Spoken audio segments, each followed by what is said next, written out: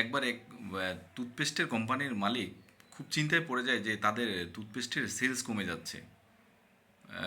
কিছুতেই সেলস বাড়তেছে না, সেলস দিনের দিন সেলস কমে যাচ্ছে।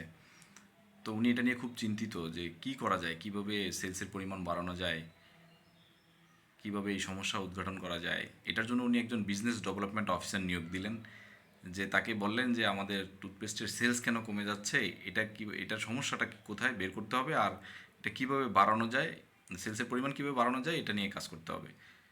পরে 1 সপ্তাহ সময় দিলেন তাকে।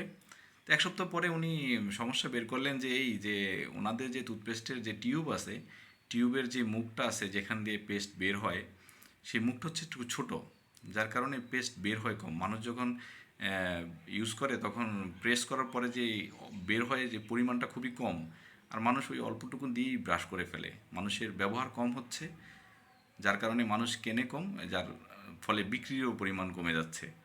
তো উনি পরামর্শ দিলেন যে তাদের যে পেস্টের যে টিউবটা আছে, টিউবের মুখটা যদি একটু বড় করা হয়, তাহলে সেখানে পেস্ট মানুষ যখন ব্রাশ করতে যাবে তখন টিউবে প্রেস করার পরে যেই বের হবে বেশি, পরিমাণটা বেশি বের হবে, আর মানুষ বেশি ব্যবহার করবে। কারণ আজ পর্যন্ত টিউব থেকে বের হওয়ার পরে ওইটা আবার কেউ টিউবের ভেতরে ঢোকানোর ট্রাই করে না। তো মানুষের ব্যবহার যখন বেশি হবে, খরচ যখন বেশি হবে, তখন মানুষ কিনবে বেশি, তো বিক্রির পরিমাণও বাড়বে।